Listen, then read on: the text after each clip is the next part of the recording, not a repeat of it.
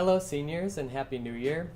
It's AJ here talking about an option I want you to consider for your Phase 3 project of Senior Capstone, and that's the entrepreneurial track. I mentioned this during Get Invested this summer.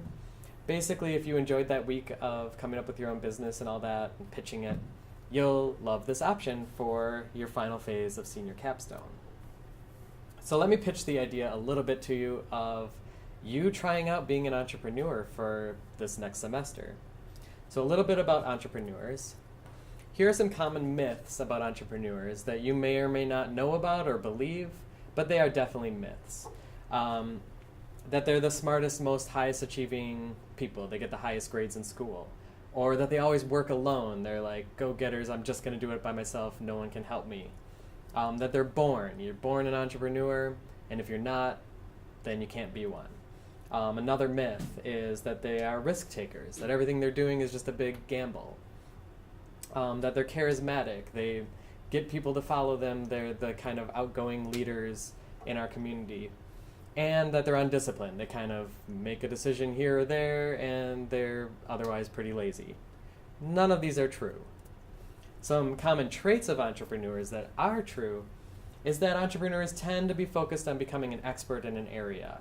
They find a problem or a solution and they want to know everything about it because they want to solve that problem with a solution. They use their resources and their community really wisely. So they work with people really well and they work hard at that. They're great at collaboration and building relationships. They're disciplined and focused on solving a problem. They study a problem or a solution, and actually the combination of both, very carefully, so that when they do start their business or they make a decision about their business, it's not a risk, it's a calculated decision.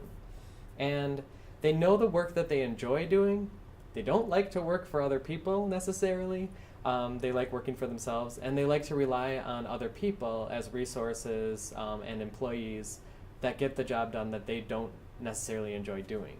Like maybe they love doing the books and the accounting, or maybe they really dislike it, so they would decide whether they want to do that or choose someone else that they would pay. So what does an entrepreneur do? They basically come up with either a better, cheaper, or faster solution to a problem, or more personable, more enjoyable for a client or a customer.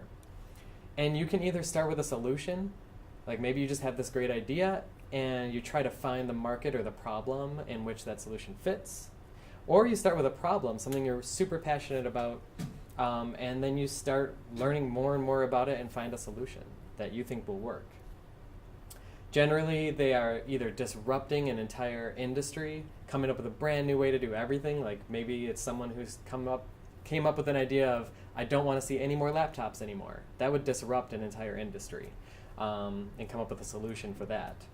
Or upgrade, like, oh, I've got the best laptop ever. It just completely disintegrates the competition. Or find a new application. Maybe you've seen something like you've seen your teachers take attendance and you're like, I wonder if that could be used in another completely different arena. And those are just little examples, but anyways, that's what an entrepreneur does. So what's the process? Basically, you've got two steps, and both of them are a lot of work, and you kind of go back and forth between them. But ideation, or coming up with an idea, and validation, making sure your idea will work.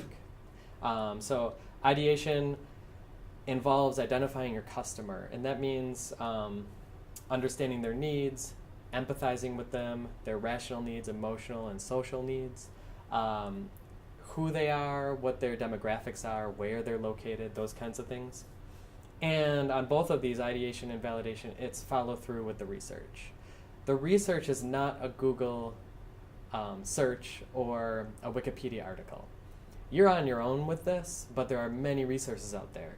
Your biggest resource is going to be talking to people to get their opinion. I do music, as I think you all know, and when I am working on a song, I've found that it's really the best if I share my lyrics with my closest friends, get their reaction, share some of the song elements like the melody and stuff like that. And the more I talk to people about it and get their opinions and incorporate their feedback, the better my song turns out. And so it's the same with understanding your customer and your problem or solution. I have one more thing to say about this. Also with knowing your customer, a huge question to ask is, who else should I talk to about this? And so that kind of lines up your work for you, because now you have to talk to that person and this other one, and you have a connection to them. Obviously, it does take money. For this semester, you won't need any money for what you're doing for the most part. That would be a decision you'd have to make. But just to understand how money is dealt with in these kind of business transactions, you can bootstrap a business if you're doing a startup. Basically, that means you try to gather money from any source that you can, whether it's starting your business off and start providing services for money, or taking your just personal finances and using them.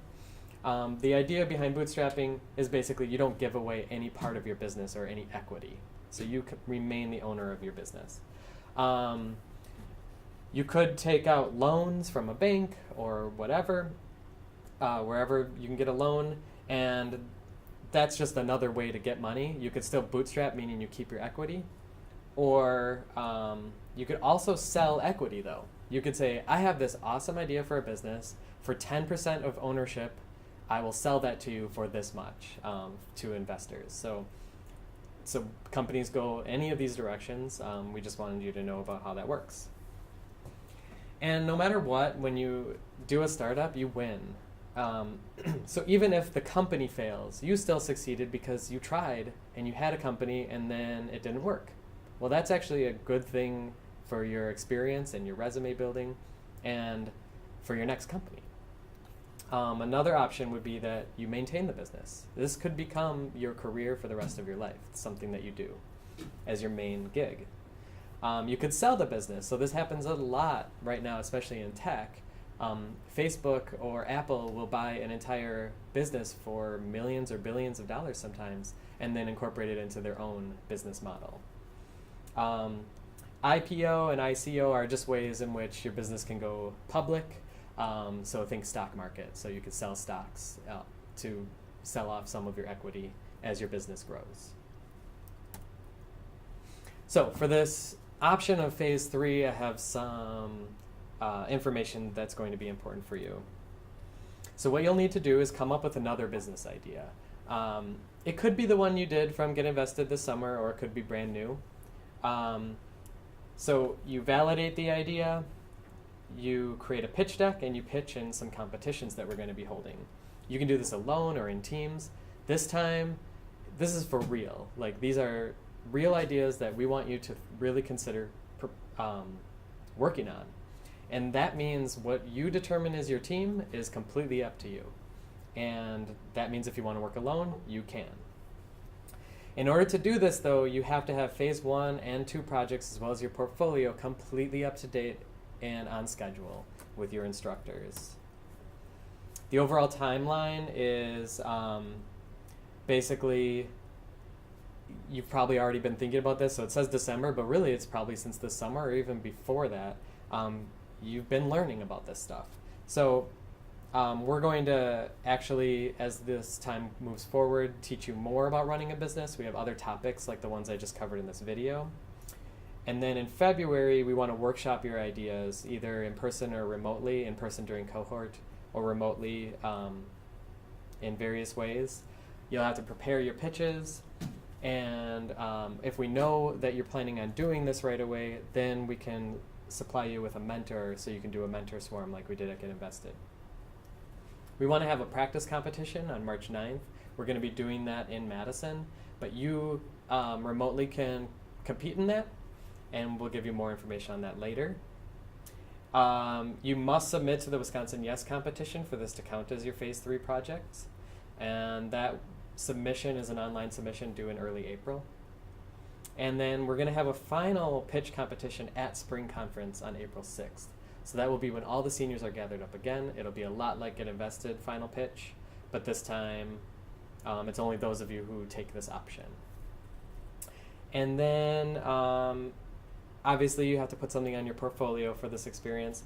So the final step will be making a page on your portfolio about this experience for your phase 3 requirements. And that can include, but it doesn't have to, your get invested trajectory. Like you started there, and then you did this, and then you did this other thing. Again, with your portfolios and all of your phases, it's about you and your individual approach. So it should reflect what you want it to reflect about you.